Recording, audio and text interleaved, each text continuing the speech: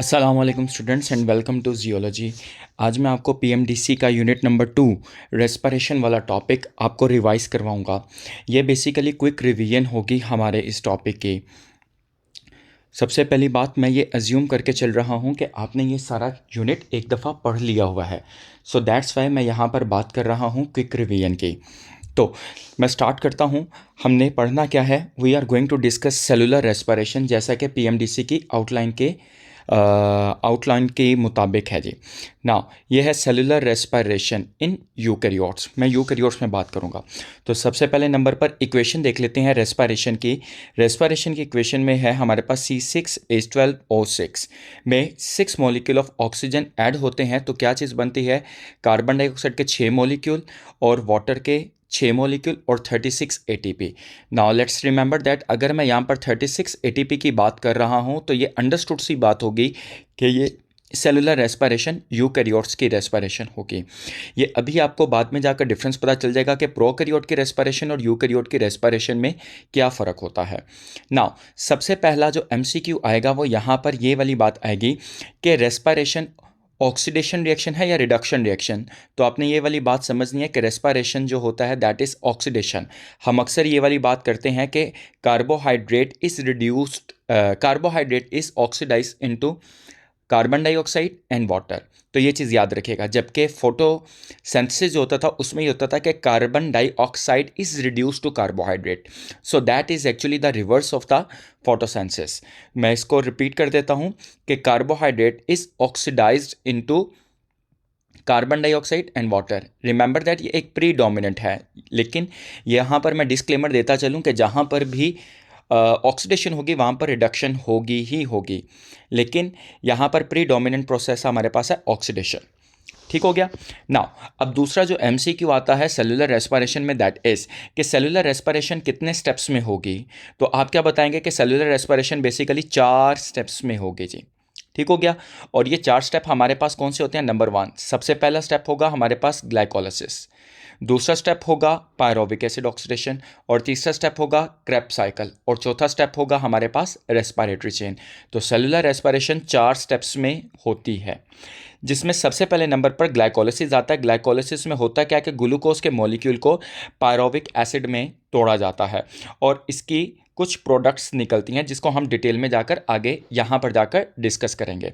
दूसरा स्टेप हमारे पास होता है पायरोविक एसिड ऑक्सीडेशन, जिसमें पायरोविक एसिड ऑक्सीडाइज होता है किसके अंदर, एसिटाइल कोएंजाइम के अंदर। और फिर तीसरी होती है हमारे पास क्रेब्स साइकिल। क्रेब्स साइकिल में हमारे पास एसिटाइल कोएंजाइम जो होता है वो कार्बन डाइऑक्साइड में टूट जाता है और ये सारी की सारी प्रोडक्ट्स रिलीज होती हैं। और चौथा हमारे पास प्रोसेस होता है that is respiratory chain. Respiratory chain में हम NADH और FADH को ATP में कन्वर्ट करवाते हैं। So this is actually the overview of this unit. ठीक हो गया। अब हमने इनको डिटेल में जाकर पढ़ना है। तो सबसे पहले मैं बात करता हूं किसकी, फर्स्ट स्टेप की। The first step is glycolysis. Glycolysis को मैंने तोड़ के लिखा है। मैंने लिखा हुआ है ग्लाइक ओ लाइसिस। ओ का मतलब होता है कनेक्ट करना, ग्लाइका का मतलब होता है ग्लूकोज, लाइसिस का मतलब होता है ब्रेक डाउन, और ओ इसको कनेक्ट कर रहा है। ठीक हो गया। नाउ ग्लाइकोलाइसिस बेसिकली होती क्या है, glycolysis is basically the breakdown of the carbohydrate. ये बेसिकली ग्लूकोज के मॉलिक्यूल की ब्रेकडाउन को हम बोलते हैं ग्लाइकोलाइसिस। रिमेंबर दैट कि हमारे पास ग्लूकोज का फॉर्मूला क्या है, C6H12O6। ये क्या करता है, टूट जाता है किसमें, C3H4O3। This is the formula of pyruvic acid. ये MCQ पूछा जाता है कि ऑप्शन दी जाती हैं 4 और उसमें पूछा जाता है कि जी पायरोविक एसिड को आइडेंटिफाई करें।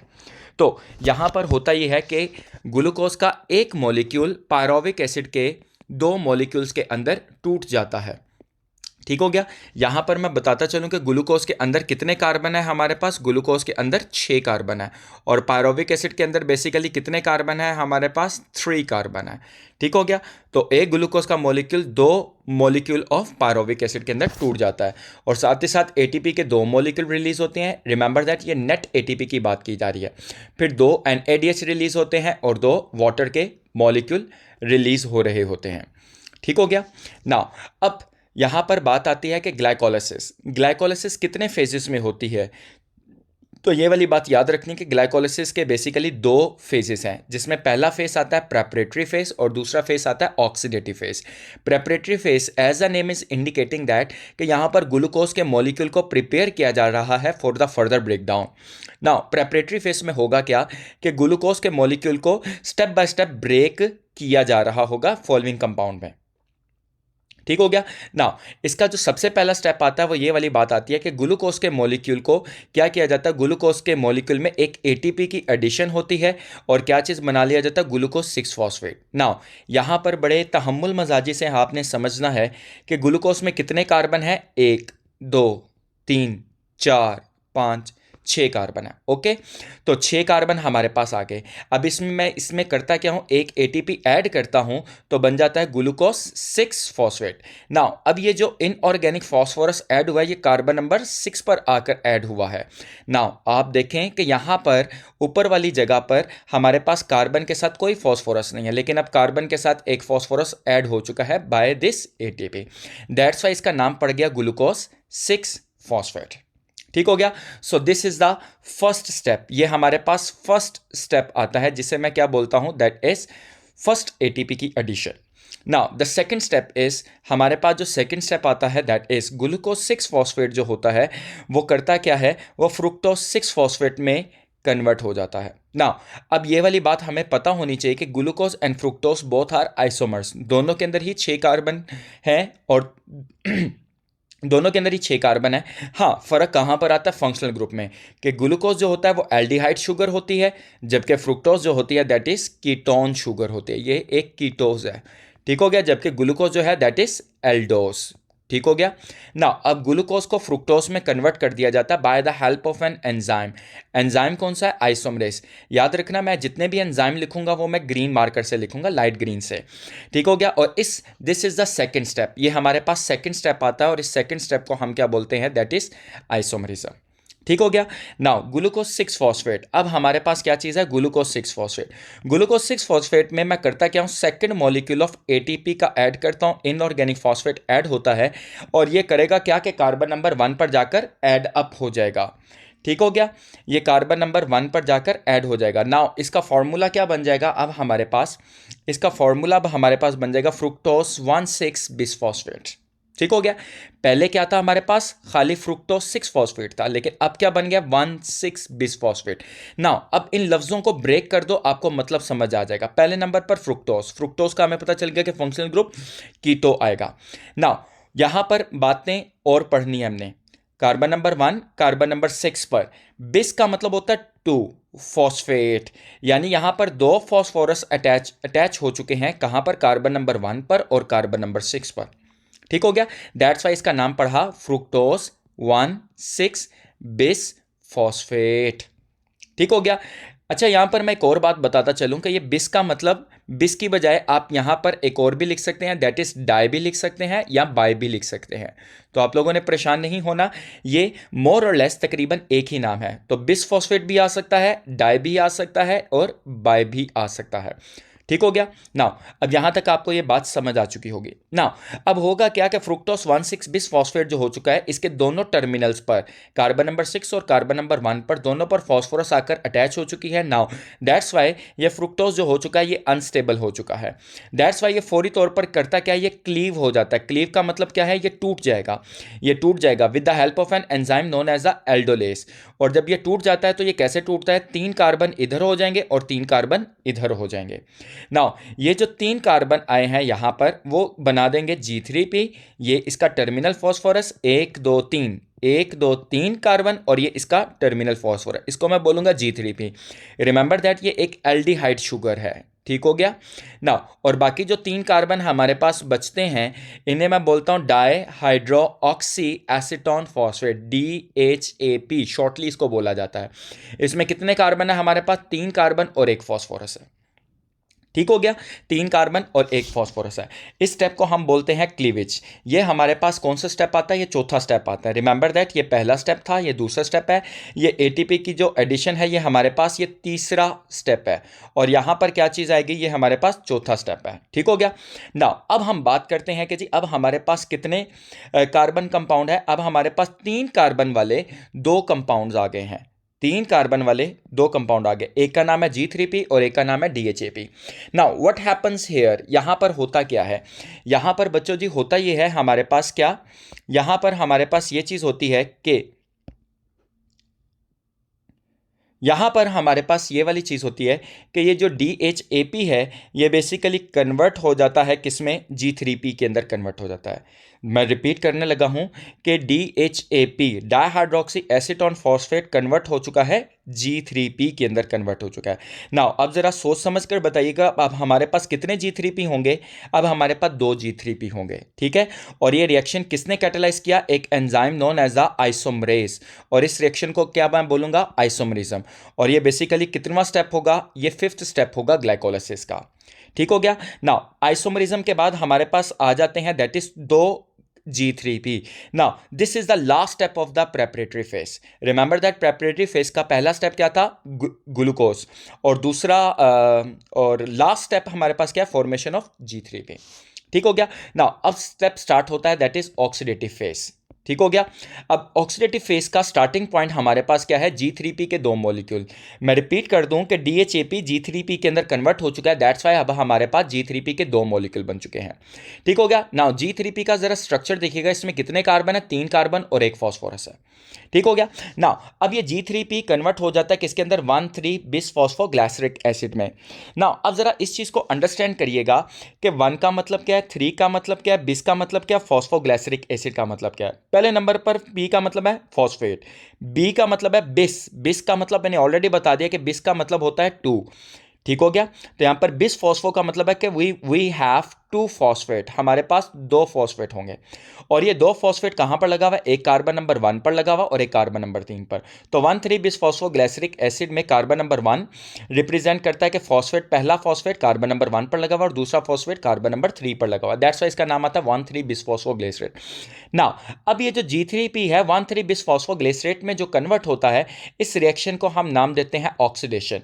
ये ऑक्सीडेशन जो होती है ये ऑक्सीडेटिव प्रोसेस का पहला और ओवरऑल ये कौन सा स्टेप होता है, ये छठा स्टेप होता है। मैं दोबारा बता देता हूं कि G3P हमारे पास क्या करती है, 1,3-बिसफॉस्फोग्लिसरेट में कन्वर्ट होती है by the removal of hydrogen, और ये हाइड्रोजन की जो रिमूवल होती है ये ऑक्सीडेशन कहलाती है। ये जो हाइड्रोजन की जो रिमूवल हुई है ये किसने एक्सेप्ट कर ली है, NAD ने। हमें मालूम है कि NAD बेसिकली क्या होता है, दैट इज एक्चुअली को एंजाइम। NAD हमारे पास को एंजाइम होता है, ये हाइड्रोजन को कैच कर लेगा और क्या बन जाएगा, NADH2 बन जाएगा।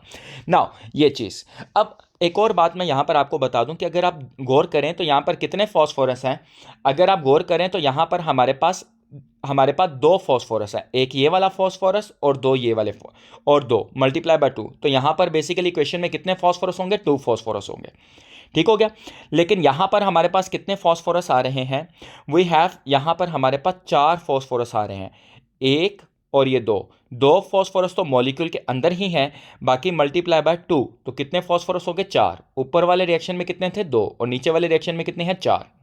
नाउ अब यहां पर होता क्या है कि इक्वेशन को बैलेंस करने के लिए हम करते क्या हैं, 2 फॉस्फोरस को ऐड करते हैं यहां पर, जिसकी वजह से यहां पर कितने फॉस्फोरस आ जाते हैं।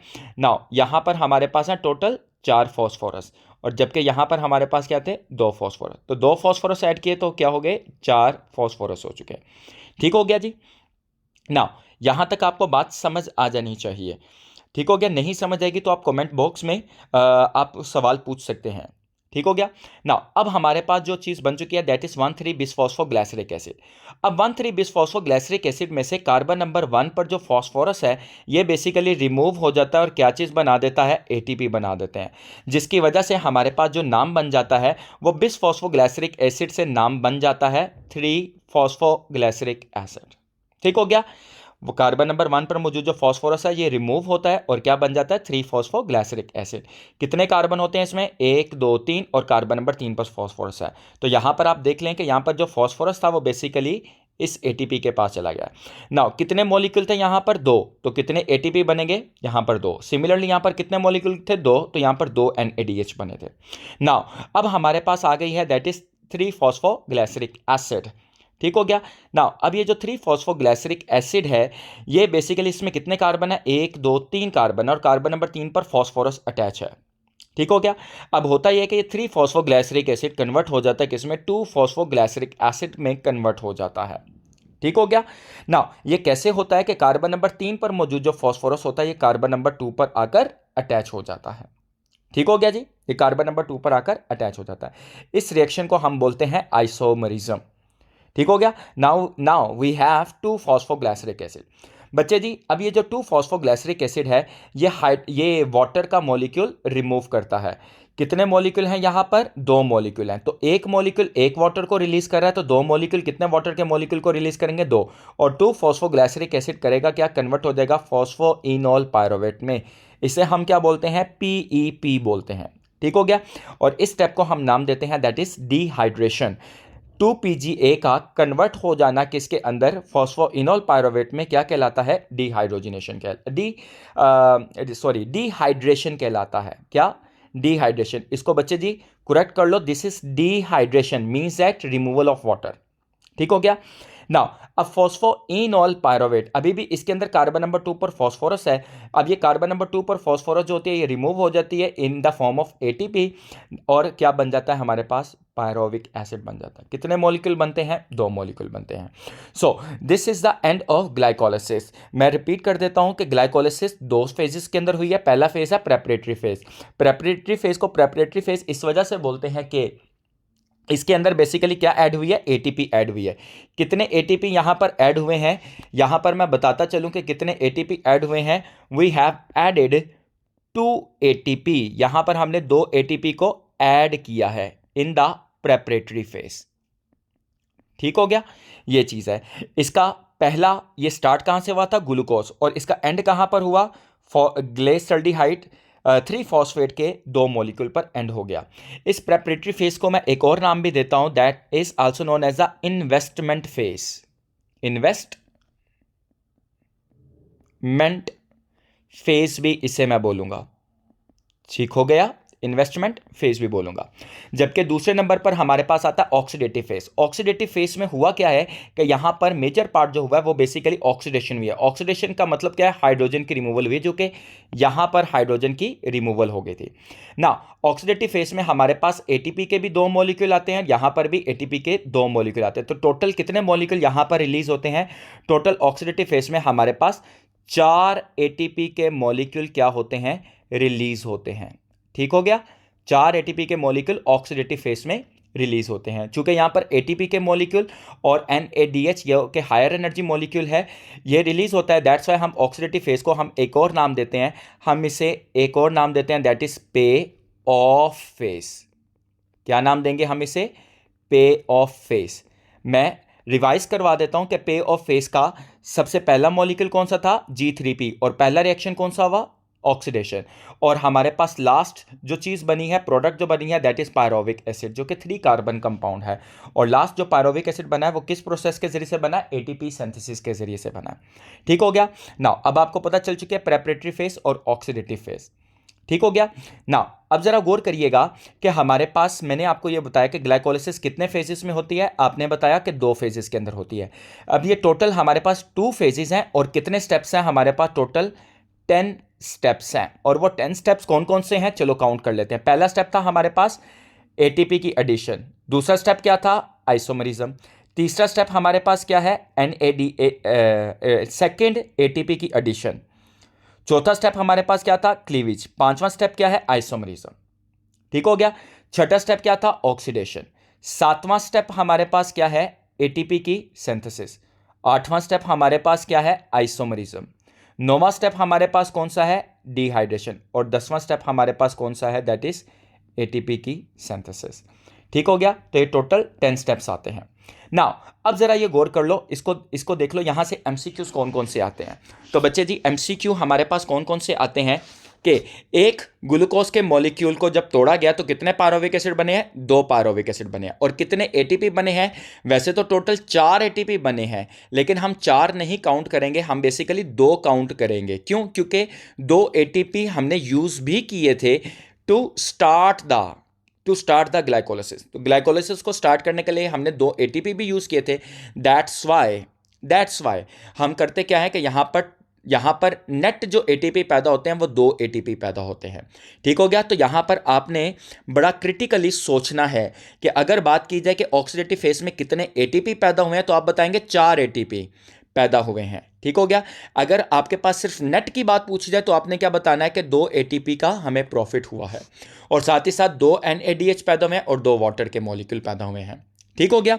नाउ पेपर में एमसीक्यू MD-CAT में एमसीक्यू ऐसे आ सकता है कि G3P is converted into 1,3-bis phosphoglyceric acid by addition of 2 inorganic phosphate, removal of hydrogen. Option C आएगा both A and B and D option आएगा हमारे पास that is none of the following.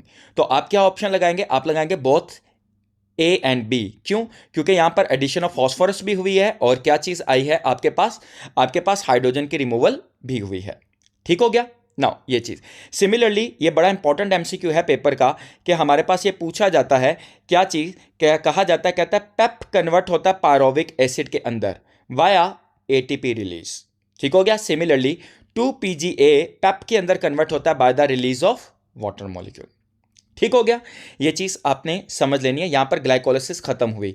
हाँ, यहां पर 2 एमसीक्यूज और आते हैं। वो 2 एमसीक्यूज कौन से हैं? उन एमसीक्यू को करने से पहले आपको ये देखना पड़ेगा कि यहां पर हमारे पास है कार्बोहाइड्रेट यानी ग्लूकोज है, इसमें 6 ऑक्सीजन के मॉलिक्यूल इस्तेमाल हुए हैं।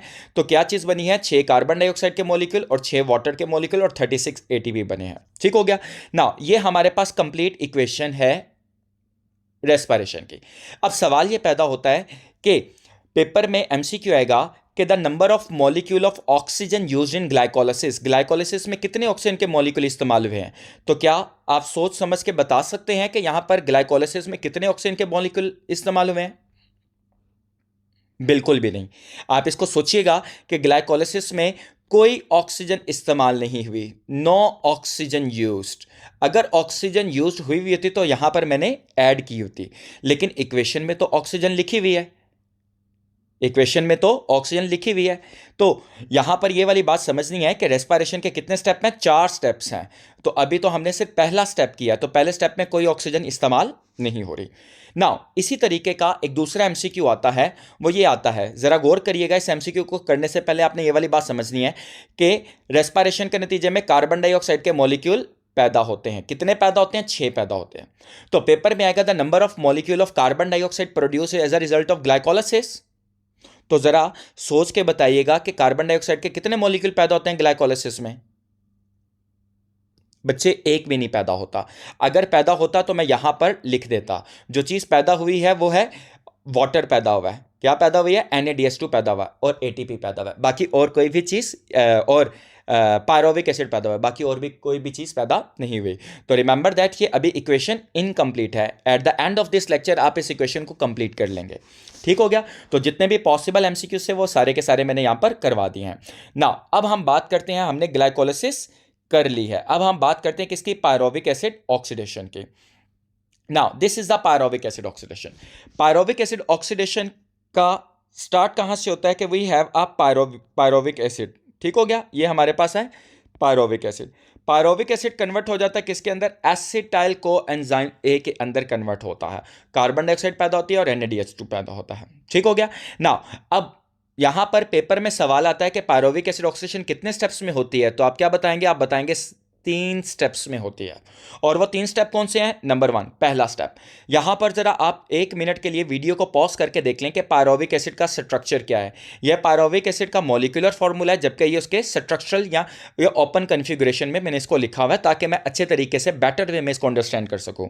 तो पायरोविक एसिड का फॉर्मूला क्या है? कितने कार्बन है? यहां पर 3 कार्बन है, तो 1 कार्बन, 2 कार्बन, 3 कार्बन। हाइड्रोजन कितने हैं? 4, तो 3 हाइड्रोजन यहां पर, चौथा यहां पर। ऑक्सीजन कितने हैं? 3, तो यहां पर 1, 2 और तीसरा ऑक्सीजन कहां गया भाई? चलो जी, तीसरा ऑक्सीजन भी यहां पर मैं लिख देता हूं। एक्चुअली में यहां पर तीसरा ऑक्सीजन भी आता है, तो यह तीसरा ऑक्सीजन होता है OH की सूरत में। ठीक हो गया जी। ये 3 ऑक्सीजन हमारे पास हो गए हैं। यहां तक बच्चों को बात क्लियर हो जानी चाहिए। Now what happens here? अब यहां पर क्या बात आती है बच्चे जी? जरा ये वाली बात गौर करिएगा, अच्छे से गौर करिएगा कि यहां पर होता क्या है। यहां पर होता यह है कि कार्बन ये वाला कार्बन क्या करता है? इस तरीके से क्लीव कर जाता है, जस्ट लाइक दिस, यूं। ठीक हो गया। कार्बन क्या करता है, इस तरीके से क्लीव कर जाता है। ठीक हो गया जी। ये लो जी, कार्बन करता क्या है, ये वाला ऑक्सीजन और ये वाले ऑक्सीजन को लेकर निकल जाता है और क्या चीज बना देता है, ये कार्बन डाइऑक्साइड का मॉलिक्यूल बना देता है। और रिमेनिंग क्या रहता है, तो जरा गौर करिएगा, CH3, CH3, सी के साथ डबल बॉन्डेड ऑक्सीजन, सी के साथ डबल बॉन्डेड ऑक्सीजन। और ये वाला जो हाइड्रोजन है, ये वाला हाइड्रोजन ये रिमूव होकर ये जंप करके यहां पर आ जाएगा।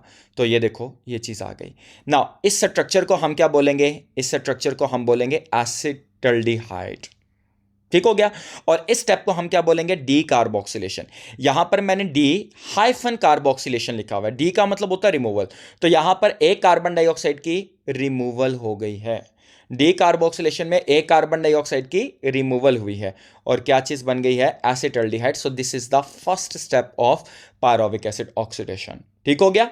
नाउ नंबर 2, दूसरे नंबर पर क्या बात आती है। अब ये जो एसिटल्डिहाइड आया है हमारे पास ये वाला, इसके अंदर ऐड होता है coenzyme A. Now what happens, ये कोएंजाइम ए ये कार्बन पर जाकर अटैक करता और क्या बन जाता है, CH3, CH3, C double bond oxygen, और ये खुद आकर यहां पर आकर अटैच हो जाएगा और हाइड्रोजन को यहां से नॉकआउट कर देगा।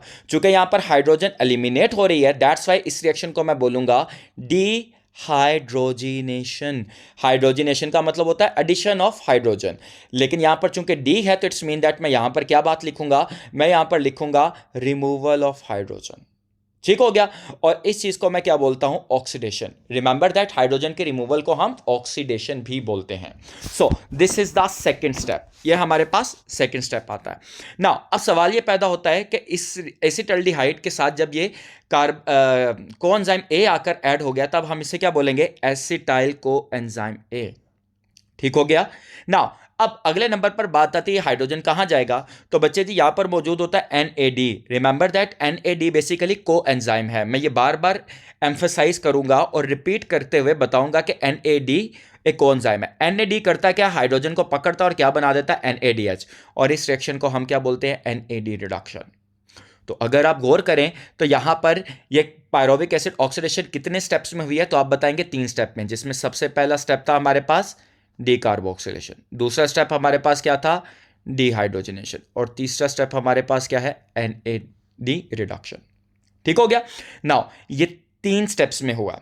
नाउ अब यहां पर ये वाली बात है कि that this reaction is catalysed by complex of 3 enzyme. चूंकि 3 स्टेप्स हैं लिहाजा यहां पर 3 एंजाइम्स आएंगे और 5 कोफैक्टर आएंगे। ये पेपर का एक बड़ा ही इंपॉर्टेंट MCQ है कि पायरोविक एसिड ऑक्सीडेशन में कितने एंजाइम इस्तेमाल होते हैं, तो 3 एंजाइम इस्तेमाल होते हैं और 5 कोफैक्टर इस्तेमाल होते हैं।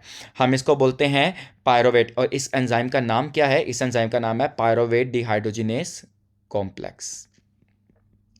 ठीक हो गया। तो ये एंजाइम इस्तेमाल होता है पायरोविक एसिड ऑक्सीडेशन में। ठीक हो गया।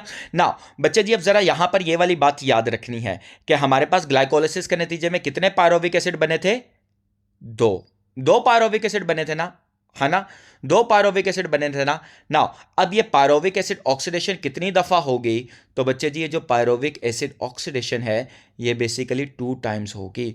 तो मैं इस पायरोविक एसिड ऑक्सीडेशन को, ऊपर मैंने इक्वेशन कंप्लीट लिखी हुई है, तो इसको मैं मल्टीप्लाई कर दूंगा किससे, 2 से। जब मैं 2 से मल्टीप्लाई कर दूंगा व्हाट वुड हैपन, 2 से इसको मैं मल्टीप्लाई कर दूंगा तो क्या होगा, NADH कितने पैदा होंगे, 2, कार्बन डाइऑक्साइड कितने पैदा होंगे, 2, एसिटाइल कोई कितने पैदा होंगे, 2। नाउ अब जरा इक्वेशन पर नज़र दौड़ाते हैं। इक्वेशन में ऑक्सीजन का मॉलिक्यूल इस्तेमाल हुआ है, तो मुझे बताइएगा कि पेपर में MCQ आएगा, the number of molecule of oxygen used in pyruvic acid oxidation. तो क्या ऑक्सीजन यूज हुई है, नहीं, बिल्कुल भी नहीं, तो 0 ऑक्सीजन यूज हुए हैं। फिर इक्वेशन में कितने कार्बन डाइऑक्साइड रिलीज हुए हैं, 6। ठीक हो गया, 6 रिलीज हुए हैं। तो पेपर में पूछा जाएगा the number of molecule of carbon dioxide produce as a result of pyruvic acid oxidation, तो आप क्या बताएंगे, 2 कार्बन डाइऑक्साइड के मॉलिक्यूल पैदा हो रहे हैं। ठीक हो गया, चूंकि ये इक्वेशन 2 दफ़ा हुई है, तो 6 में से 2 कार्बन डाइऑक्साइड के मॉलिक्यूल कहाँ पर पैदा हो गए हैं, ये पायरोविक एसिड ऑक्सीडेशन में पैदा हो गए। ठीक हो गया, यहां तक बात समझ आ जानी चाहिए। और कितने NADH पैदा हुए, 2। ठीक हो गया, ये क्या कहलाती है, पायरोविक एसिड ऑक्सीडेशन कहलाती है। नाउ अब हमने अभी तक 2 स्टेप्स कर लिए, ग्लाइकोलिसिस भी कर लिया, पायरोविक एसिड ऑक्सीडेशन भी कर लिया। अब हमारे पास आता है third step, that is Krebs cycle. Krebs cycle क्या है? क्रेब्स साइकिल का दूसरा नाम क्या है? सिट्रिक एसिड साइकिल, या हम इसको बोलते हैं ट्राई कार्बो ऑक्सैलिक एसिड साइकिल, या हम इसे एक और नाम भी देते हैं, दैट इज TCA साइकिल। हम इसे क्रेब्स साइकिल क्यों बोलते हैं? क्योंकि ये सर हेनरी क्रेब्स ने इसको एक्सप्लेन किया था। नाउ क्रेब्स साइकिल को मैं स्टार्ट कहां से लेता हूं? मैं एज्यूम करता हूं मैंने इसको स्टार्ट कहां से लेना है। क्रेब्स साइकिल के अंदर सबसे पहला जो सबस्ट्रेट मेरे पास पड़ा हुआ है, मैं इस सबस्ट्रेट को बोलूंगा ऑक्सैलो एसीटेट। ऑक्सैलो एसीटेट में कितने कार्बन होते हैं? 4 कार्बन। और यहां से आता है acetyl coenzyme A. Acetyl coenzyme A यही है जो कि हम यहां पर ऑलरेडी बना चुके हैं as a result of pyruvic acid oxidation. ठीक हो गया ना? अब जरा देखना कि हमारे पास एसिटाइल कोएंजाइम ए के अंदर कितने कार्बन है? एक और एक दो कार्बन है। तो एसिटाइल को ए कितने कार्बन लेकर आया है? 2। और ये किसके साथ आकर अटैच होता है? प्रीकर्सर, या यूं कह लिए कि पहले वाला जो मॉलिक्यूल जो पड़ा हुआ है वो क्या है? Oxalo acetate. कितने कार्बन है? 4। तो 2 कार्बन अब इंडक्ट हुए हैं साइकिल में, 4 पहले मौजूद हैं, तो इनको मैं ऐड अप कर लूं तो 2 carbon plus 4 carbon is equal to 6 carbon. तो 6 कार्बन कंपाउंड बनता है जिसे मैं बोलता हूं सिट्रेट। नाउ अब मैं 1 लाइन में इक्वेशन बताने लगा हूं कि ऑक्सैलो एसीटेट बेसिकली एक्सेप्ट करता है एसिटाइल को एंजाइम ए को साथ वाटर के मॉलिक्यूल को, तो क्या बन जाता है? 6 कार्बन कंपाउंड बनता है सिट्रेट। और at the end of this step को एंजाइम ए रिलीज हो जाता है। रिमेंबर दैट ये को एंजाइम ए करता क्या है? ये एसिटाइल को ए को क्या करता है? पायरोविक एसिड ऑक्सीडेशन से पकड़ेगा और कहाँ पर लेकर आ जाएगा? क्रेब्स साइकिल में इंडक्ट करेगा और वापस चला जाएगा ताकि वो नए पायरोविक एसिड को लेकर आए। ठीक हो गया नाउ अब हमारे पास है सिट्रेट। रिमेंबर दैट इसमें वाटर का मॉलिक्यूल भी इस्तेमाल हुआ है। नाउ अब हमारे पास है citrate is a 6 carbon compound. अब ये सिट्रेट किस में कन्वर्ट हो जाता है? आइसोसिट्रेट में। As a name is indicated that the iso mean same and citrate mean ऊपर, यानी आइसोसिट्रेट है। नाउ अब जरा यहां पर ये वाली बात समझनी है हमने। आइसोसिट्रेट में कितने कार्बन है? 6। अब 6 कार्बन में से एक कार्बन रिमूव हो जाता है in the form of carbon dioxide. तो 6 में से एक कार्बन एलिमिनेट हो गया, तो टोटल बाकी कितने कार्बन बचे हमारे पास? बाकी बचे 5 कार्बन। बाकी कितने कार्बन बचे हमारे पास? 5 कार्बन बच गए। तो 5 कार्बन वाले कंपाउंड का नाम होता है अल्फा कीटोग्लूटारेट। ठीक हो गया नाउ अब आइसोसिट्रेट अल्फा कीटा ग्लूटारेट में जब कन्वर्ट होता है तो एक कार्बन डाइऑक्साइड का मॉलिक्यूल रिलीज करता है और 2 हाइड्रोजन को रिलीज करता है। ये जो 2 हाइड्रोजन होते हैं ये NAD इसे एक्सेप्ट करता है और क्या चीज बना देता है? NADH2 बना देता है। ठीक हो गया? NADH2 बना देता है। ठीक हो गया ना? अब कार्बन डाइऑक्साइड की जो रिमूवल होती है इसे मैं बोलता हूं डीकार्बोक्सिलेशन, और हाइड्रोजन की जो रिमूवल होती है इसे मैं बोलता हूं डीहाइड्रोजनेशन। रिमेंबर दैट डीहाइड्रोजनेशन को हम ऑक्सीडेशन भी बोलते हैं। नाउ अब जरा पेपर में यहां पर एक सवाल आएगा कि isocitrate is converted into alpha ketoglutarate by the removal of carbon dioxide, by the removal of hydrogen, by the removal of water, और ऑप्शन डी आएगी बोथ A एंड B। तो आप किसको चूज करेंगे? आप चूज करेंगे बोथ A एंड B। क्यों? क्योंकि यहां पर कार्बन डाइऑक्साइड की भी रिमूवल हुई है और हाइड्रोजन की भी रिमूवल हुई है। तो कार्बन डाइऑक्साइड के रिमूवल को डीकार्बोक्सिलेशन और हाइड्रोजन के रिमूवल को डीहाइड्रोजनेशन बोलते हैं। और कलेक्टिवली मैं इसे बोलूं तो यह बन जाता है oxidative decarboxylation. Now I have only 5 carbon compound. अब मेरे पास 5 कार्बन कंपाउंड है और इस 5 कार्बन कंपाउंड का नाम क्या है? Alpha ketoglutarate. ठीक हो गया? नाउ अब होता क्या है? अल्फा कीटोग्लूटारेट काम क्या करता है बच्चे जी? अल्फा कीटोग्लूटारेट कितने कार्बन है? 5 कार्बन। इसमें एक और कार्बन रिमूव हो जाता है in the form of carbon dioxide. ठीक हो गया? तो 5 कार्बन में से एक कार्बन रिमूव हो गया, तो पीछे कितने कार्बन वाला कंपाउंड बचा? 4 कार्बन वाला कंपाउंड बचा। हम इसे बोलते हैं डीकार्बोक्सिलेशन। पहली डीकार्बोक्सिलेशन ऊपर हुई, इसे मैंने बोला first decarboxylation. Now this is the second decarboxylation. ठीक हो गया? ठीक हो गया? नाउ अब यहां पर भी वही स्टेप रिलीज होगा, डीकार्बोक्सिलेशन भी होगी और हाइड्रोजन भी रिमूव होगा। इसे मैं बोलूंगा डीहाइड्रोजनेशन। ठीक हो गया? नाउ इसमें एक तीसरा स्टेप भी होगा और वो तीसरा स्टेप क्या है? That is addition of coenzyme A. तो जब कोएंजाइम ए यहाँ पर ऐड होगा तो क्या बन जाएगा, 4 कार्बन के साथ कोएंजाइम ए ऐड कर लो तो मैं इसे बोलूँगा सक्सिनाइल कोएंजाइम ए। तो अब पेपर में, एमडी कैट के पेपर में एमसीक्यू आएगा, alpha ketoglutarate converted into succinyl CoA via by the removal of carbon dioxide, by the removal of hydrogen, by the addition of coenzyme A, या option D आएगी all A B C. तो आप कौन सा answer लगाओगे, all A B सी। ठीक हो गया, कार्बन डाइऑक्साइड भी रिमूव हो रही है, हाइड्रोजन भी रिमूव हो रही है, और क्या चीज आ रही है, एडिशन भी आ रही है, और क्या चीज बनती है, सक्सिनाइल को ए। ठीक हो गया। नाउ अब सक्सिनाइल को ए करती क्या है बच्चे जी, सक्सिनाइल को ए बेसिकली अपना कोएंजाइम ए रिमूव कर देती है। जब सक्सिनाइल को ए अपना कोएंजाइम ए रिमूव करती है तो किस में कन्वर्ट हो जाती है, सक्सिनेट बन जाता है, जो कि 4 कार्बन कंपाउंड है। तो सवाल ये पैदा हुआ कि मैंने यहाँ पर कोएंजाइम को ऐड किया है और यहाँ पर रिमूव कर दी है, तो मैंने फिर इस रिएक्शन को करवाया क्यों। तो बच्चे जी इसका आंसर ये है कि यहाँ पर सक्सिनाइल को ए जब सक्सिनेट में कन्वर्ट होता है तो एक एटीपी का मॉलिक्यूल रिलीज होता है। ये एटीपी का मॉलिक्यूल बेसिकली रिलीज होता है in the form of GTP. GTP basically twin है किसका, एटीपी का। मीन्स है जीटीपी एटीपी में कन्वर्ट हो जाता है। ATP stand for adenosine triphosphate, G stand for guanosine triphosphate. ठीक हो गया, तो ये चीज हमारे पास आ जाती है और कोएंजाइम ए क्या हो जाता है, रिमूव हो जाता है। नाउ आई हैव सक्सिनेट, अब मेरे पास सक्सिनेट है जो कि 4 कार्बन कंपाउंड है। ठीक हो गया, सक्सिनेट करता क्या है, ये डिहाइड्रोजनेशन करता है, अपना हाइड्रोजन रिमूव करता है और क्या बना देता है, FADH2 बना देता है। This is the third dehydrogenation. तो क्या बन जाता है, सक्सिनेट कन्वर्ट हो जाता है फ्यूमारेट, जो कि कितने कार्बन कंपाउंड है, अनदर 4 कार्बन कंपाउंड। ठीक हो गया, सक्सिनेट फ्यूमारेट में कन्वर्ट होता है by the removal of FADH2 and this is the third dehydrogenation of the Krebs cycle. Now fumarate क्या करता है, वाटर के एक मॉलिक्यूल को ऐड करता है, यहां पर हाइड्रेशन होती है और फ्यूमारेट कन्वर्ट हो जाता है किसके अंदर, मैलेट के अंदर। मैलेट भी कितने कार्बन कंपाउंड है, 4 कार्बन कंपाउंड। अब मैलेट करता क्या है, यहां पर 4th डिहाइड्रोजनेशन होती है तो क्या चीज बन जाता है, NADH2 बन जाता है। आई समझ। और क्या बन जाता है हमारे पास, ऑक्सैलो एसीटेट। जहां से मैंने साइकिल का स्टार्टिंग पॉइंट लिया था वहीं पर ही साइकिल आकर मैंने क्या कर दिया, एकम्प्लिश कर दिया, साइकिल को मुकम्मल कर दिया। ठीक हो गया।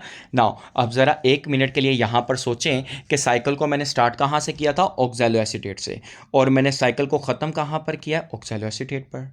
तो सवाल ये पैदा होता है कि मुझे ये साइकिल चलाने का फ़ायदा क्या हुआ। तो आप 1 मिनट ज़रा सोच के बताएंगे कि साइकिल को चलाने का फ़ायदा क्या हुआ। आप सोचने के बाद बताएंगे कि साइकिल को चलाने के बाद एक्चुअली में हमारे पास रिमूव हुए हैं कार्बन डाइऑक्साइड, ग्लूकोज की कंप्लीट ऑक्सीडेशन यहाँ पर हो चुकी है, कार्बन डाइऑक्साइड के मॉलिक्यूल पूरे हो चुके हैं। कैसे, देखिएगा ज़रा कि यहाँ पर कितने कार्बन ऐड हुए थे, इंडक्ट हुए थे साइकिल में, 2 कार्बन इंडक्ट हुए थे। अब दोनों के दोनों कार्बन रिमूव हो चुके हैं in the form of carbon dioxide. ठीक हो गया, बाकी 4 कार्बन तो साइकिल का हिस्सा थे तो वो साइकिल के अंदर ही रहेंगे। ठीक हो गया ना। और क्या फ़ायदा हुआ, और मुझे फ़ायदा ये हुआ कि यहाँ पर मेरे पास हाई एनर्जी मॉलिक्यूल पैदा हो चुके हैं। ठीक हो गया, हाई एनर्जी मॉलिक्यूल पैदा हो चुके हैं जी। ठीक हो गया जी। नाउ ये चीज़ अब हमारे पास आती है। अब क्रेब्स साइकिल में हमारे पास पॉसिबल MCQs कौन कौन से होते हैं। क्रेब्स साइकिल में हमारे पास पॉसिबल MCQs क्या क्या है। पहला MCQ आएगा कि पेपर में आएगा, identify the 5 carbon compound produced in Krebs cycle. तो देखिएगा ज़रा, 5 कार्बन कंपाउंड सिर्फ एक ही है, that is alpha ketoglutarate is only the 5 carbon compound. ठीक हो गया। पेपर में पूछा जाएगा कि 6 carbon compound, the first 6 carbon compound formed in the Krebs cycle is citrate. बाकी सारे कंपाउंड क्या होंगे जी, वो 4 कार्बन कंपाउंड होंगे। ठीक हो गया जी, ये चीज़ आएगी। अब अगली तरह के जो MCQs आएंगे वो ये आएगा कि क्रेब्स साइकिल में कितनी दफ़ा डिहाइड्रोजनेशन होती है। तो आप क्या बताएंगे, क्रेब्स साइकिल में 4 दफ़ा डिहाइड्रोजनेशन होती है। पहली डिहाइड्रोजनेशन जब आइसोसिट्रेट अल्फा कीटा ग्लूटारेट में कन्वर्ट होता है, फर्स्ट डिहाइड्रोजनेशन होती है। फिर दूसरे नंबर पर आप देखेंगे सेकेंड डिहाइड्रोजनेशन तब होती है जब अल्फा कीटा ग्लूटारेट सक्सिनेट में कन्वर्ट होता है, तो सेकेंड डिहाइड्रोजनेशन होती है। थर्ड डिहाइड्रोजनेशन होती है जब सक्सिनेट फ्यूमारेट में कन्वर्ट होता है, this is the third dehydrogenation और FADS2 बनता है। और फोर्थ डिहाइड्रोजनेशन होती है लास्ट स्टेप में जब मैलेट ऑक्सैलो एसीटेट के अंदर कन्वर्ट होता है, तो this is the fourth dehydrogenation. ठीक हो गया। नाउ अब अगले नंबर पर एक पूछा जाता है कि एक क्रैब्स साइकिल जब चलती है तो कितने NADH पैदा होते हैं, तो जरा काउंट करके बताइएगा कि कितने NADH पैदा होंगे। This is the first NADH, this is the second NADH and this one is the third NADH। ठीक हो गया। तो 3 NADH पैदा होते हैं और कितने FADH पैदा होते हैं, एक, जस्ट 1 FADH पैदा होता है यहां पर। ठीक हो गया। यहां तक तमाम बच्चों को बात समझ आ जानी चाहिए। ठीक हो गया जी। ना अब गौर करिएगा हमारे पास क्रेब्स साइकिल की आउटकम्स क्या ही हैं। तो याद रखिएगा क्रेब्स साइकिल एक, जब क्रेब्स साइकिल रन करती है तो कार्बन डाइऑक्साइड के 2 मॉलिक्यूल रिलीज होते हैं। कहाँ पर रिलीज होते हैं, जब आइसोसिट्रेट अल्फा कीटा ग्लूटारेट में कन्वर्ट होता है और फिर जब अल्फा कीटा ग्लूटारेट सक्सिनेट में कन्वर्ट होता है तो सेकेंड कार्बन डाइऑक्साइड का मॉलिक्यूल रिलीज हो जाता है। ठीक हो गया। एक क्रेब्स साइकिल के ऑपरेट करने से कितने NADH2 रिलीज होते हैं, 3। ठीक हो गया, काउंट करवा दिए। फिर एक क्रेब्स साइकिल के चलने से कितने FADH2 रिलीज होते हैं, 1, यहां पर जब सक्सिनेट फ्यूमारेट में कन्वर्ट होता है। और कितने ATP रिलीज होते हैं हमारे पास, जस्ट 1, जब सक्सिनाइल को A कन्वर्ट होता है किसके अंदर, सक्सिनेट के अंदर। ठीक हो गया। तो ये है। अब जरा सोच समझकर ये वाली बात बताइएगा कि क्रेब्स साइकिल कितनी चलेंगी एक ग्लूकोज के लिए, सोच समझकर बताइएगा। आप बोलेंगे कि क्रेब्स साइकिल 2 चलेंगी। क्रेब्स साइकिल क्यों चलेंगी क्रेब्स साइकिल 2, आप बताएंगे जी कि एक ग्लूकोज के मॉलिक्यूल के लिए फॉर 1 ग्लूकोज मॉलिक्यूल, एक ग्लूकोज के मॉलिक्यूल के लिए 2 क्रेब्स साइकिल्स चलेंगी। क्यों, क्योंकि हमारे पास कितने पायरोविक एसिड पैदा हुए थे एक ग्लूकोज में, 2 पायरोविक एसिड पैदा हुए थे, ऐसे ही था। फिर 2 दफा हमारे पास पायरोविक एसिड ऑक्सीडेशन हुई और 2 ही क्या बनेंगे, एसिटाइल को A बनेंगे। अगर हमारे पास 2 एसिटाइल को A बनेंगे तो हमारे पास क्या होगा, क्रेब्स साइकिल भी 2 ही चलेंगी। तो ये चीज आपने याद रखनी है। ठीक हो गया ना। यहां पर एक और MCQ आता है, वो ये वाली बात आती है कि क्रेब्स साइकिल और हमारे पास ग्लाइकोलाइसिस को कनेक्ट कौन करता है, तो वो होता है पायरोविक एसिड ऑक्सीडेशन कनेक्ट करती है। दैट्स वाई हम इसे एक और नाम देते हैं, हम पायरोविक एसिड ऑक्सीडेशन को हम एक और नाम देते हैं, that is also the link reaction. हम इसे क्या बोलेंगे, लिंक रिएक्शन बोलेंगे जी। ठीक हो गया ये चीज।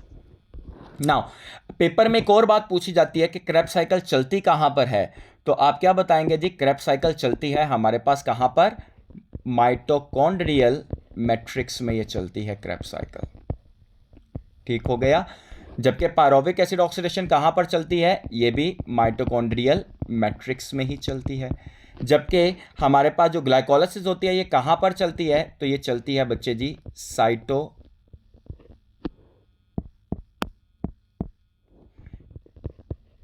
में चलती है। ठीक हो गया। इसको मैं यहां पर भी जाकर बताऊंगा। मैंने यहां पर बेसिकली कंपार्टमेंट्स बनाए हुए हैं, पहला ये कंपार्टमेंट बनाया, फिर ये दूसरा और फिर ये तीसरा कंपार्टमेंट बनाया हुआ है। ठीक हो गया। तो यहाँ पर मैं लिख देता हूँ आप लोगों की आसानी के लिए कि हमारे पास ग्लाइकोलाइसिस कहाँ पर चलती है जी, तो आप बताएंगे कि ग्लाइकोलाइसिस चलती है कहाँ पर, साइटोप्लाज्म में। ठीक हो गया। ये ग्लाइकोलाइसिस साइटोप्लाज्म में चली। अगले नंबर पर हमारे पास पायरोविक एसिड ऑक्सीडेशन कहाँ पर होगी, तो आप क्या बोलेंगे सर, माइटोकॉन्ड्रियल मैट्रिक्स में। ये कंपार्टमेंट बनाया तो बेसिकली होता है क्या, पायरोविक एसिड ऑक्सीडेशन करती क्या है जी, pyruvic acid oxidation mitochondrial matrix में होती है। तो पायरोविक एसिड को साइटोप्लाज्म से निकालकर माइटोकॉन्ड्रियल मैट्रिक्स में लाया जाता है। नाउ अगले नंबर पर यहाँ पर जो मैंने यहाँ पर जो मैंने कंपार्टमेंट बनाया है, जो मैंने लाइन ड्रॉ की है वो बेसिकली ग्रीन से ही ड्रॉ की है। इसका मतलब पता है क्या कि pyruvic acid oxygen Krebs cycle ये दोनों ही माइटोकॉन्ड्रियल मैट्रिक्स में हो रही हैं। तो यहाँ पर मैं इलेबोरेट करके लिख देता हूँ ताकि आपको मतलब समझ आ जाए, माइटोकॉन्ड्रियल मैट्रिक्स में चलती हैं। और फिर आता है रेस्पिरेटरी चेन। तो बच्चे जी रेस्पिरेटरी चेन कहाँ पर चलेगी? ये माइटोकॉन्ड्रियल मैट्रिक्स में नहीं चलेंगी, बल्कि ये कहाँ पर चलेगी? इनर माइटोकॉन्ड्रियल मेम्ब्रेन में, इनर माइटोकॉन्ड्रियल मेम्ब्रेन में ये चलेगी। ठीक हो गया, ये चीज़ है ना। वही वाली बात, रिपीटेड एमसीक्यू के क्रेब्स साइकिल पे कितने ऑक्सीजन के मॉलिक्यूल इस्तेमाल हुए हैं, ज़रा सोच समझ के बताइएगा। क्रेब्स साइकिल में कितने ऑक्सीजन के मॉलिक्यूल इस्तेमाल हुए हैं? तो आप देखेंगे कि क्रेब्स साइकिल में यहाँ पर कहीं पर भी ऑक्सीजन का कोई भी मॉलिक्यूल इस्तेमाल नहीं हुआ, तो 0 मॉलिक्यूल ऑक्सीजन इस्तेमाल हुए हैं। तो सवाल ये पैदा होगा कि ऑक्सीजन का मॉलिक्यूल कब जाकर इस्तेमाल होगा, कहाँ पर जाकर इस्तेमाल होगा? तो आप बोलेंगे कि सर अभी हमारे पास पिक्चर अभी बाकी है, क्योंकि अभी हमने रेस्पिरेटरी सेलुलर रेस्पिरेशन का 4th स्टेप करना है। Now the 4th step is, अब हमारे पास 4th स्टेप आता है respiratory chain. Respiratory chain basically हमारी रेस्पिरेशन का फाइनल स्टेप है। इसका पर्पस क्या है? इसका पर्पस ये है कि NADH और FADH को ATP में कन्वर्ट करना। ना यहाँ पर बच्चे जी एक छोटा सा कॉन्सेप्ट समझना। छोटा सा कॉन्सेप्ट हमारे पास क्या है कि लेट्स सपोज दैट हमारे पास 1 लाख रुपया है, 1 लाख है हमारे पास। अब ये जो 1 लाख है कैश में है और एक 1 लाख हमारे पास चेक फॉर्म में है। किसको खर्च करना ज़्यादा आसान होगा? आप बोलेंगे कि 1 लाख जो कैश में है उसको खर्च करना ज़्यादा आसान होगा बनिस्बत चेक को। मैं आपसे पूछूंगा कि चेक को खर्च करना क्यों नहीं आसान होगा, तो आप बोलेंगे कि सर चेक को पहले कैश करवाना पड़ेगा, फिर जाके हम उसको यूज़ करेंगे। तो यहाँ पर भी वही रूल अप्लाई होता है कि हमारे पास जो NADH और FADH जो आया है, ये बेसिकली इसके अंदर एनर्जी तो है, लेकिन ये चेक फॉर्म में एनर्जी है। हमें इनको क्या करना पड़ेगा? NADH और FADH को क्या करवाना पड़ेगा? कैश करवाना पड़ेगा। और कैश करवाने के लिए मैं इसको कहाँ पर लेकर जाऊँगा? माइटोकॉन्ड्रिया की इनर मेम्ब्रेन के अंदर लेकर जाऊँगा। ठीक हो गया। तो ये inner membrane of the mitochondria में आएगा, जिसका हम नाम है क्रिस्टे। नाउ यहां पर मैंने एक माइटोकॉन्ड्रिया का स्ट्रक्चर ड्रॉ किया है ताकि मैं इसको बेटर अंडरस्टैंड कर सकूं। This is the outer membrane. हम सब लोग जानते हैं कि ये एक आउटर मेम्ब्रेन है, और ये वाली जो मेम्ब्रेन है दैट इज इनर मेम्ब्रेन। यानी ये वाली जो मेम्ब्रेन मैंने बनाई है, मैं इस मेम्ब्रेन को बोलता हूं इनर मेम्ब्रेन। और आउटर और इनर के दरमियान में ये कौन सी स्पेस है? हम इसे बोलते हैं इंटर मेम्ब्रेनल स्पेस बोलते हैं। ठीक हो गया। नाउ अब चूंकि ये respiratory chain inner membranal space में हो रही है, मैं करता क्या? इनर मेम्ब्रेनल स्पेस को इनर मेम्ब्रेन में हो रही है, मैं इनर मेम्ब्रेन को क्या करता हूं? इस वाली मेम्ब्रेन को मैं जूम इन करके देखता हूं। जब मैं इसको जूम इन करके देखूंगा तो मुझे अंदर नजर आएंगे क्या चीजें? मुझे अंदर नजर आएंगे क्या चीजें? डिफरेंट प्रोटीन्स नजर आएंगे, डिफरेंट इलेक्ट्रॉन कैरियर्स नजर आएंगे। और उन इलेक्ट्रॉन कैरियर में हमारे पास सबसे पहले नंबर पर आएगा कोएंजाइम Q, दूसरे नंबर पर आएगा साइटोक्रोम कॉम्प्लेक्स। क्या चीज़ नजर आएगी हमारे पास? Cytochrome complex. सवाल ये पैदा होता है, मैं साइटोक्रोम कॉम्प्लेक्स को साइटोक्रोम कॉम्प्लेक्स क्यों बोलता हूं? क्योंकि साइटोक्रोम फर्दर सब यूनिट्स पर मुश्तमिल होता है, जिसमें आता है cytochrome B, cytochrome C, cytochrome A and cytochrome A3। तो ये हमारे पास 4 सब यूनिट्स मिलकर क्या बना रहे हैं? साइटोक्रोम कॉम्प्लेक्स बना रहे हैं। ठीक हो गया। तो इन चारों के को मिलाकर हम क्या बोलते हैं? साइटोक्रोम कॉम्प्लेक्स बोलते हैं। और फिर लास्ट में हमारे पास क्या चीज़ पड़ी होती है? ऑक्सीजन पड़ी हुई होती है। रिमेंबर दैट मैं इस मेम्ब्रेन को जूम इन करके देख रहा हूं, और ये मैं चीज़ बार बार यहां पर इलेबोरेट करूंगा ना। अब यहां पर 2 MCQs आते हैं। सबसे पहले नंबर पर तो आपने इनका सीक्वेंस याद रखना है, एनर्जी लेवल याद रखना है। सबसे पहले आएगा B, दूसरे नंबर पर आएगा C, फिर तीसरे नंबर पर आएगा A, और फिर आएगा A3। तो अगर आप इसको तेजी से याद करें तो आपको याद हो जाएगा BCAA3। ठीक हो गया, ये एनर्जी लेवल है।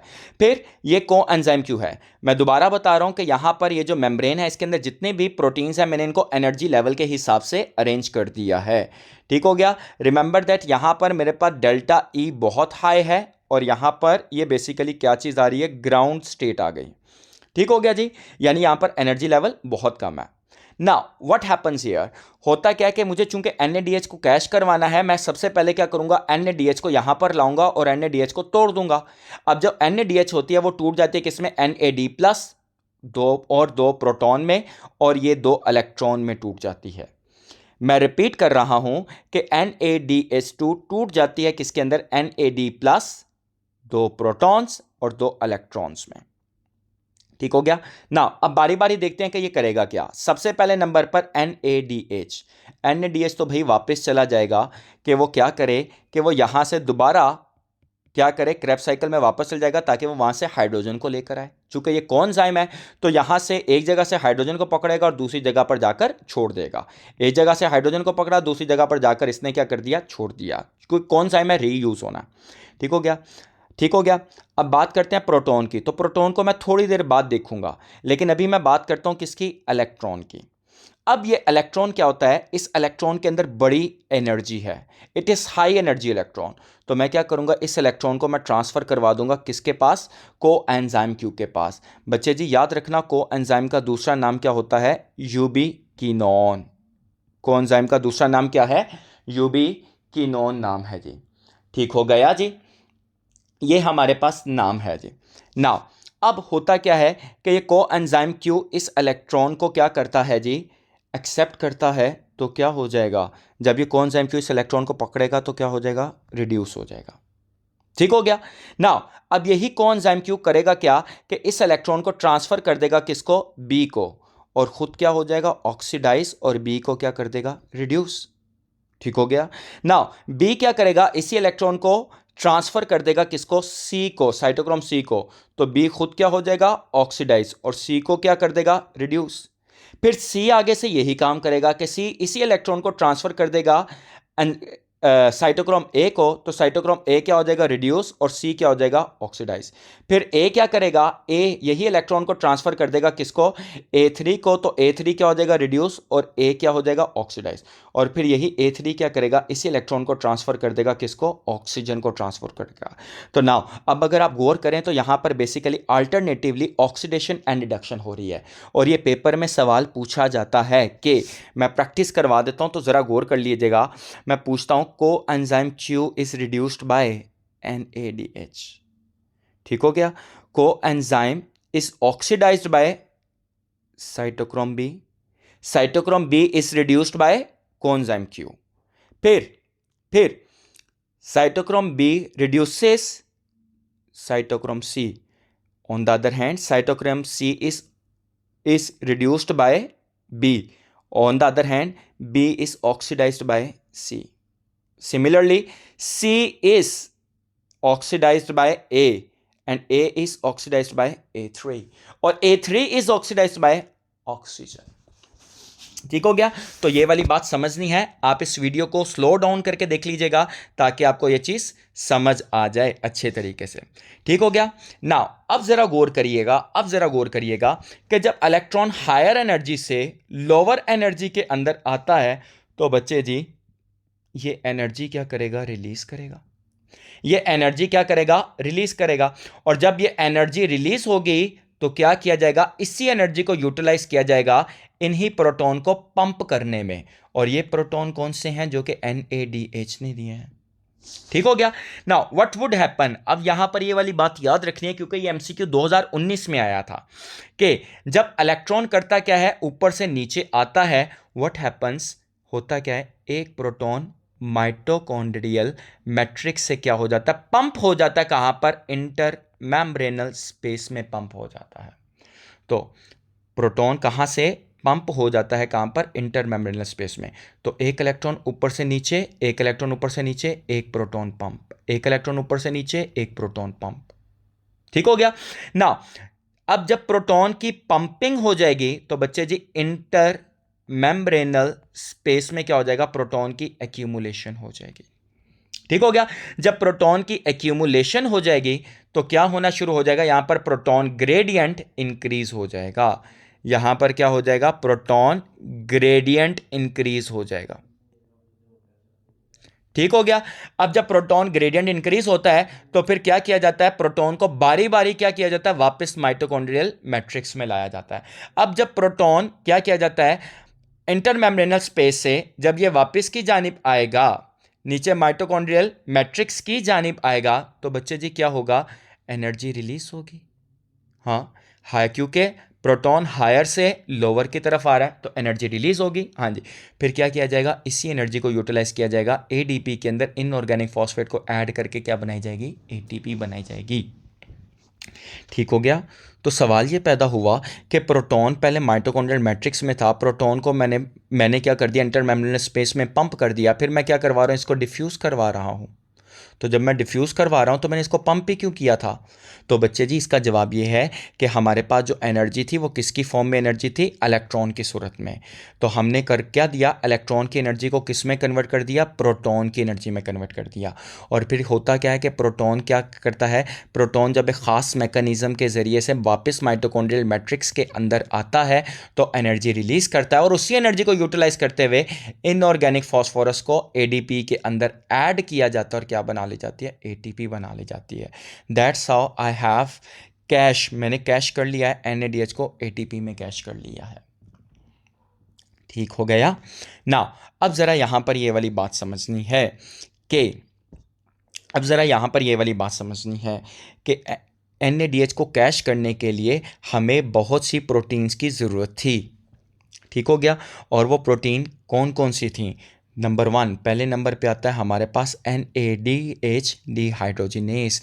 चूँकि एज आ गया है एंड पे तो इट इज़ एन एंजाइम, ये पहली प्रोटीन है। हम इसको बोलते हैं कॉम्प्लेक्स 1। नाउ अच्छा, यहाँ पर मैं एक और बात बता दूं कि मैंने NADH को भी कैश करना और FADH को भी। अभी तो मैंने सिर्फ NADH को कैश किया है, FADH को तो कैश करना भी बाकी है। तो बच्चे जी FADH कैसे कैश होगा? तो याद रखिएगा FADH भी वैसे ही कैश होगा जिस तरीके से NADH2 कैश हुआ।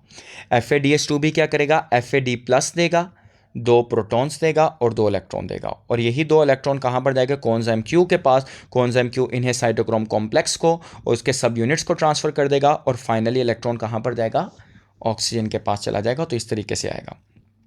ठीक हो गया जी। नाउ ये चीज़ हमें समझ आ जानी चाहिए। नाउ अब ज़रा गौर करिएगा, मैंने आपको ये बताया था कि सारे का सारा रिएक्शन कहाँ पर हो रहा है।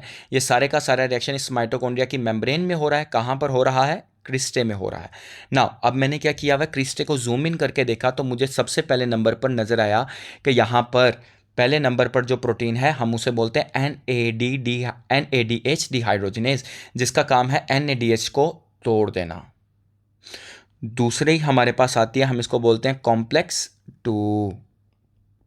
बच्चे जी कॉम्प्लेक्स 2 का नाम क्या है, FADH डिहाइड्रोजिनेज, जो कि FADH को FAD प्लस और प्रोटॉन के अंदर तोड़ देता है और इलेक्ट्रॉन के अंदर। So this is complex 2। और तीसरी जो प्रोटीन आती है इसको हम बोलते हैं कॉम्प्लेक्स 3। कॉम्प्लेक्स 3 किसके दरमियान में होती है, कोएंजाइम Q एंड B के दरमियान में होती है। ये बेसिकली कॉम्प्लेक्स 3 करता क्या है, ये बेसिकली कोएंजाइम Q से इलेक्ट्रॉन को पकड़कर B को दे देता है। दैट्स वाई हम इसको बोलते हैं साइटोक्रोम रिडक्टेज। और चौथी जो प्रोटीन हमारे पास होती है, we name it as N, हम इसे बोलते हैं कॉम्प्लेक्स 4। ये A3 और ऑक्सीजन के दरमियान में होता है।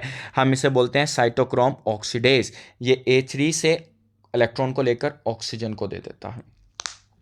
ठीक हो गया। तो हमारे पास यहाँ पर कितनी प्रोटीन्स हैं? हमारे पास प्रोटीन है नंबर 1 NAD डिहाइड्रोजिनेज, जिसे मैं कॉम्प्लेक्स 1 बोलता हूँ, कॉम्प्लेक्स 2 जिसे मैं FADH2 डिहाइड्रोजिनेज बोलता हूँ, number 3 cytochrome reductase and number 4 cytochrome oxidase. ये 4 प्रोटीन मौजूद हैं। ठीक हो गया ना। ये चारों की चारों प्रोटीन्स कहाँ पर मौजूद थी, इस माइटोकॉन्ड्रिया की मेम्ब्रेन के अंदर मौजूद थी। ठीक हो गया ना। अब यहाँ पर 2 चीज़ें और बतानी हैं। अब ये इलेक्ट्रॉन जो थे ना, ये 2 इलेक्ट्रॉन थे, ये 2 के 2 इलेक्ट्रॉन ये कहाँ पर ट्रांसफ़र होते हैं, ऑक्सीजन के पास। रिमेंबर दैट ये इक्वेशन को कंप्लीट करने के लिए मैं यहाँ पर लिखूंगा हाफ ऑक्सीजन। ठीक हो गया ये चीज़। तो इलेक्ट्रॉन यहाँ पर ट्रांसफ़र हो गए। ये पेपर का MCQ भी है कि फाइनल इलेक्ट्रॉन एक्सेप्टर कौन सा होता है। तो आपने बताना फाइनल इलेक्ट्रॉन एक्सेप्टर जो है ये बेसिकली क्या है, दैट इज ऑक्सीजन। ये इलेक्ट्रॉन ऑक्सीजन एक्सेप्ट करती है, और ये वाले जो प्रोटॉन्स हैं, कौन से वाले, ये वाले प्रोटॉन्स, ठीक है, जो अभी मैंने यहाँ पर नीचे की जानिब मैं लेकर आया था, ये वाले प्रोटॉन। तो ये वाले प्रोटॉन यहाँ पर आते हैं, 2 प्रोटॉन हाफ ऑक्सीजन, 2 इलेक्ट्रॉन मिलकर क्या बना देते हैं, वाटर बना देते हैं। और ये वही वाटर है जो कि इस इक्वेशन में यहाँ पर बन रहा है, 6H2O यहाँ पर बन रहा है, और ये वही ऑक्सीजन है जो कि यहाँ पर यूज़ हो रही है। ठीक हो गया। So that's how equation gets completed. अब यहाँ पर पेपर में MCQ क्या आते हैं, बड़ा इंपॉर्टेंट MCQ है, बहुत ही इंपॉर्टेंट MCQ है, और वो ये है कि एक NADH कितने ATP के बराबर एनर्जी देता है। तो आपने बताना है कि एक NADH 3 ATP के बराबर एनर्जी देता है, और एक FADH कितने ATP के बराबर एनर्जी देता है, 2 ATP के बराबर एनर्जी देता है। और यहाँ पर एनर्जी फॉर्मेशन का जो प्रोसेस है इसे हम क्या बोलते हैं, केमी-ऑस्मोसिस।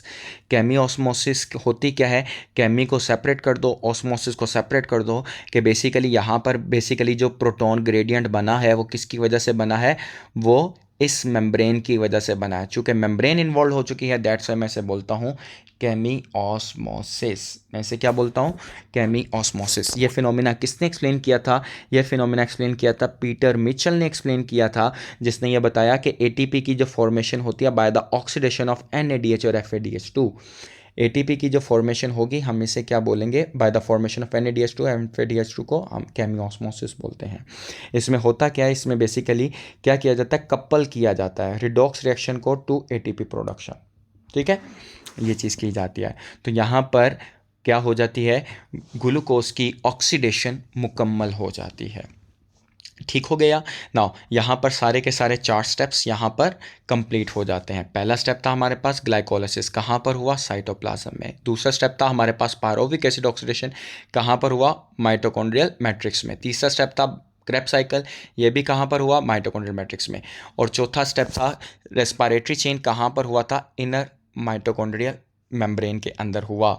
यानी मैंने NADH को जो कैश करवाया है वो कहाँ पर करवाना था, बैंक में जाकर, और सेल का जो बैंक कौन था, वो था माइटोकॉन्ड्रिया की अंदर वाली मेम्ब्रेन, जहाँ पर NADH और FADH को कैश करवा दिया गया, मैंने ATP में कन्वर्ट करवा दिया। ठीक हो गया। नाउ अब हमारे पास आता है एनर्जी बजट। यहाँ से बड़े MCQs आते हैं और ये वाली बात समझने वाली है आपकी। नाउ हमारे पास एक ग्लूकोज का मॉलिक्यूल कितने ATP देता है, तो यहाँ पर मैं लिखने लगा हूँ energy budget for 1 glucose molecule. Glucose के एक मॉलिक्यूल के लिए एनर्जी का बजट क्या होता है। तो चलो जी ज़रा देखते हैं। एक ग्लूकोज में सबसे पहले नंबर पर हुई ग्लाइकोलाइसिस, और ग्लाइकोलाइसिस के नतीजे में कितने ATP बने हैं, हमारे पास 4 ATP बने हैं। अभी मैं नेट की बात नहीं कर रहा, अभी मैं किसकी बात कर रहा हूँ, टोटल की बात कर रहा हूँ, ग्रॉस की बात कर रहा हूँ। तो ग्लाइकोलाइसिस में कितने ATP बने, 4, और NADH2 कितने बने, 2, FADH2 कितने बने, 0। दूसरे नंबर पे हमारा स्टेप हुआ पायरोविक एसिड ऑक्सीडेशन, जो कि हमारा ग्लाइकोलाइसिस का सेलुलर रेस्पिरेशन का सेकंड स्टेप था। उसमें कोई ATP नहीं बना। NADH कितने बने थे, 2, क्योंकि पायरोविक एसिड कितनी दफ़ा हुई थी, 2 टाइम्स हुई थी, 2x यानी 2 दफ़ा हुई थी। तो 2 NADH बने हमारे पास, FADH 0। अब बात करते हैं किसकी, क्रेब्स साइकिल की। तो क्रेब्स साइकिल में हमारे पास कितने ATP बने थे, एक क्रेब्स साइकिल में एक बना था। चूँकि क्रेब्स साइकिल हमारे पास 2 चली हैं तो मैं यहाँ पर लिख देता हूँ, चूँकि हमारे पास क्रेब्स साइकिल कितनी चली थी, क्रेब्स साइकिल हमारे पास 2 टाइम्स चली थी, 2 दफ़ा चली थी। तो इसीलिए ATP कितने बने हमारे पास, ATP बने हमारे पास 2। याद रखना, एक क्रेब्स साइकिल में एक ATP बना था। मैंने यहाँ पर ये वाली बात ऑलरेडी डिस्कस कर ली है। अगर नहीं समझ आई तो वीडियो को रिवाइंड करके देख लीजिएगा कि एक क्रेब्स साइकिल में एक ATP बनी थी। 2 क्रेब्स साइकिल का मतलब पता क्या है, इस सारी इक्वेशन को आप मल्टीप्लाई कर दो 2 से। तो जब मैं क्रेब्स साइकिल को 2 दफ़ा चलाता हूँ तो मेरे पास 2 ATP बनेंगे। NADH कितने बनेंगे, 6, और FADH कितने बनेंगे, 2। ठीक हो गया ना। अब मुझे चाहिए ATP। तो बच्चे जी अब चूंकि मुझे ATP चाहिए तो मैं क्या करूँगा, इन्हें मैं कन्वर्ट कर दूंगा ATP के अंदर। तो टोटल ATP कितने बनते हैं, 4 जमा 2 कितने हो जाते हैं, 6। ये 6 ATP बन गए। ठीक हो गया। NADH कितने बनते हैं, 2 जमा 2 4, 4 जमा 2 4 जमा 6 10, तो 10 हमारे पास NADH बन गए। और FADH कितने बने हैं, टोटल 2। अब ज़रा गौर करना कि एक NADH कितने ATP के बराबर एनर्जी देता है, 3। तो मैं यहाँ पर क्या करूँगा, NADH टोटल कितने बने हैं, 10। इनको मैं मल्टीप्लाई करूँगा 3 से, तो टोटल कितने आ जाएंगे, 30। और एक FADH कितने ATP के बराबर एनर्जी देता है, 2 के। तो मैं क्या करूँगा, FADH यानी 2 बने हैं तो 2 × 2 इज़ इक्वल टू 4। नाउ अब मैं क्या करता हूँ, टोटल करता हूँ। जब मैं टोटल करता हूँ तो मैं क्या करता हूँ, 6 जमा 30 36, 36 जमा 4 कितने हो गए, 40। तो एक ग्लूकोज का मॉलिक्यूल कितने एटीपी के बराबर एनर्जी देता है, 40। ये बात आपने याद रखनी है कि एक ग्लूकोज का मॉलिक्यूल 40 एटीपी के बराबर एनर्जी देता है। ठीक हो गया, याद रखना ये टोटल बात है। ठीक हो गया। लेकिन अब हम बात करते हैं किसकी, प्रॉफिट एंड लॉस की। तो बच्चे जी प्रॉफिट एंड लॉस हमारे पास क्या होता है, 40 एटीपी में से अगर आपको याद हो तो 2 एटीपी यूज हुए थे इन प्रेपरेटरी फेस ऑफ ग्लाइकोलाइसिस। चलो जी मैं रिवाइज करवा देता हूँ, यहाँ पर मैंने लिखा भी हुआ है कि यहाँ पर 2 एटीपी को मैंने ऐड किया था ताकि मैं ग्लाइकोलाइसिस को स्टार्ट करवा पाऊँ। तो मैं क्या करूँगा, 40 में से 2 एटीपी को माइनस कर दूंगा तो टोटल कितने एटीपी आ जाएंगे, 38 एटीपी। वे यहाँ पर 38 एटीपी है, यहाँ पर तो मैंने 36 लिखा हुआ, तो क्या ये गलत हो गई, नहीं ये बिल्कुल भी गलत नहीं हो गई। क्यों नहीं गलत हुई, क्योंकि यहाँ पर मैंने लिखा हुआ यूकैरियोट्स।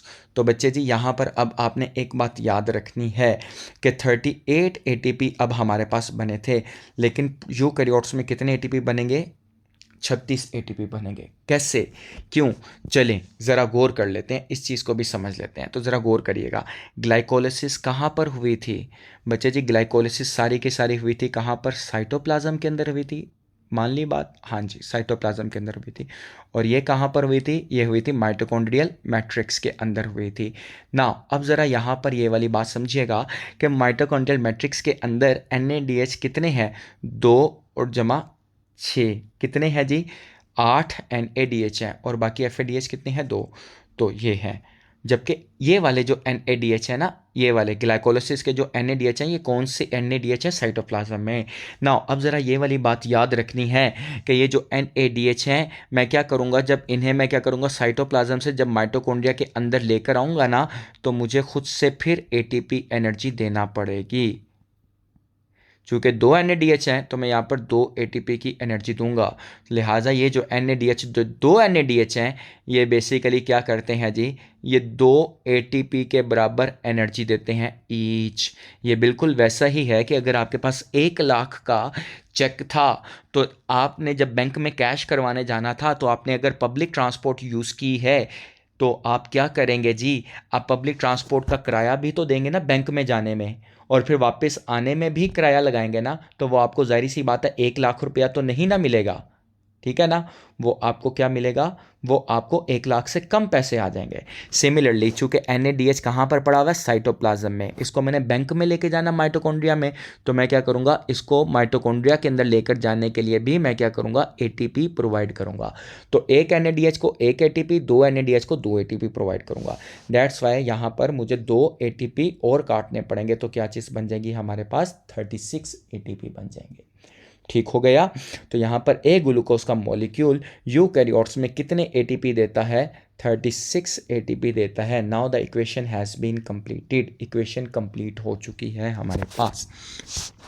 ठीक होगी बात, यहाँ पर हमारे पास इक्वेशन कंप्लीट हो चुकी है ना। अब ज़रा यहाँ पर एक बात ज़रा सोचिएगा, यहाँ पर ये वाली बात सोचिएगा, क्या प्रोकैरियोट के अंदर माइटोकॉन्ड्रिया होता है, नहीं, प्रोकैरियोट के अंदर कोई भी माइटोकॉन्ड्रिया नहीं होता।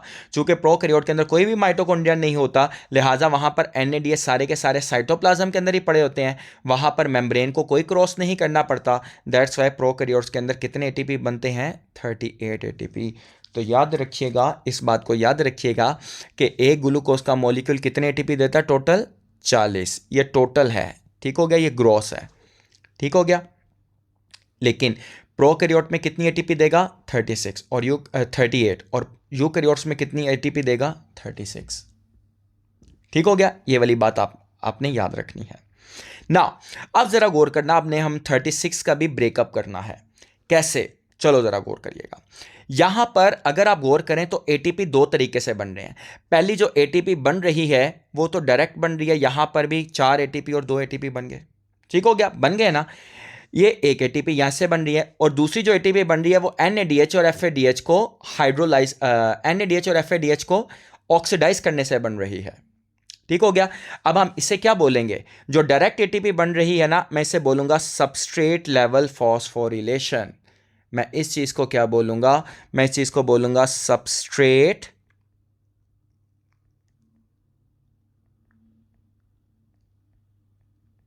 Level phosphorylation.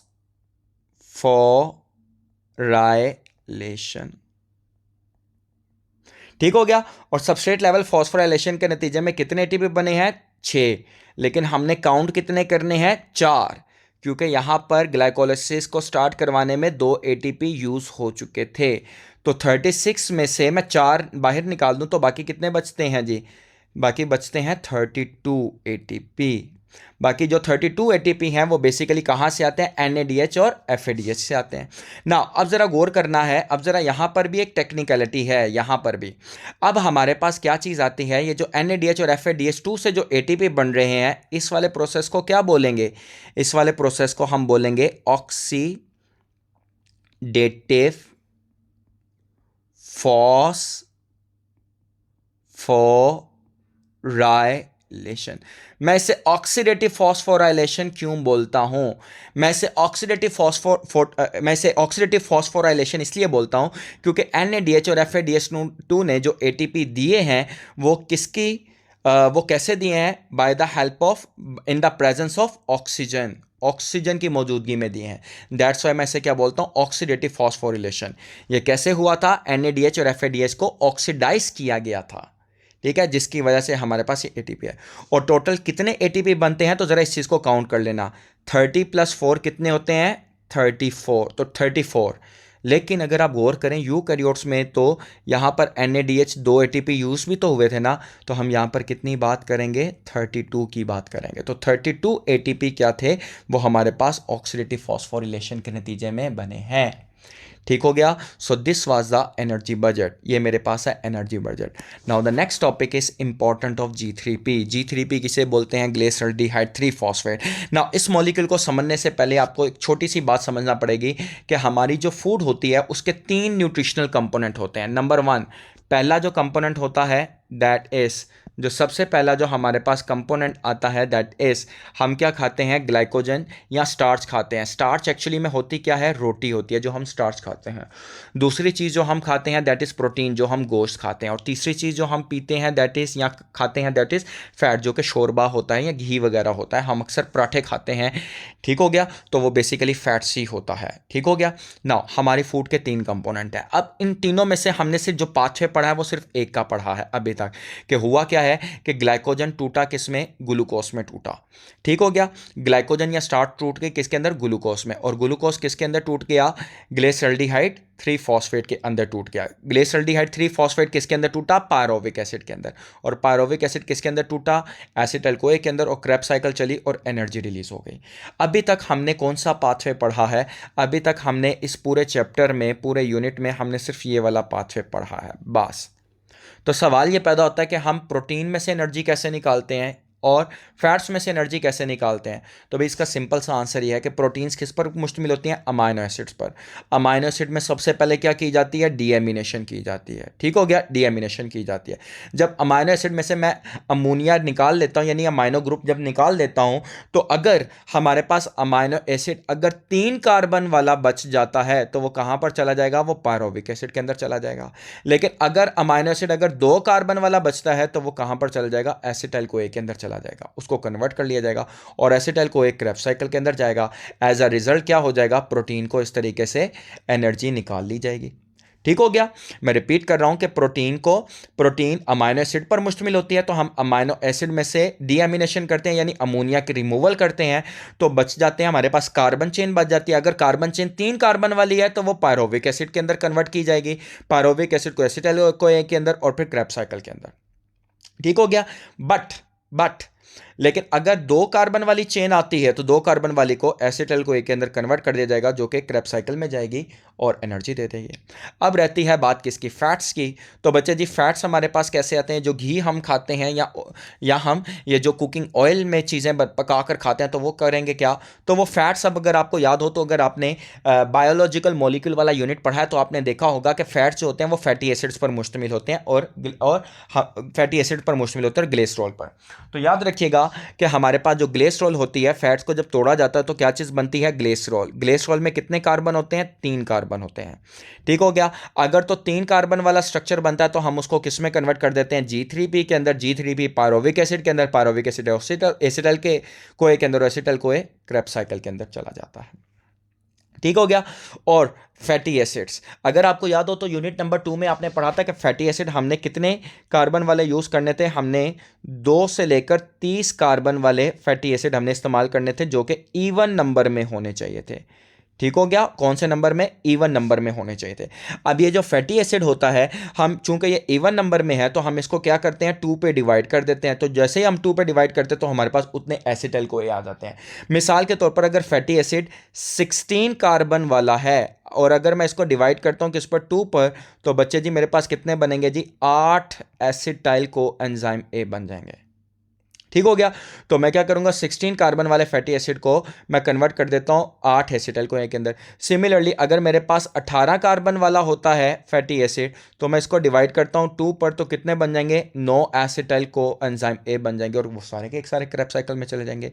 यहां पर आपने एक बात याद रखनी है कि फैटी एसिड जो होते हैं they give the double the amount of energy. तो ये याद रखिएगा, फैटी एसिड क्या करते हैं, double the amount of energy देते हैं as compared to the same amount of carbohydrates and protein. Double the amount of energy, ये हाई एनर्जी कंपाउंड है। हमने इसको यूनिट नंबर हमने बायोलॉजिकल मॉलिक्यूल में भी जाकर डिस्कस करना है। Double the amount of energy. ठीक हो गया, ये चीज हमारे पास आती है जी। ठीक हो गया।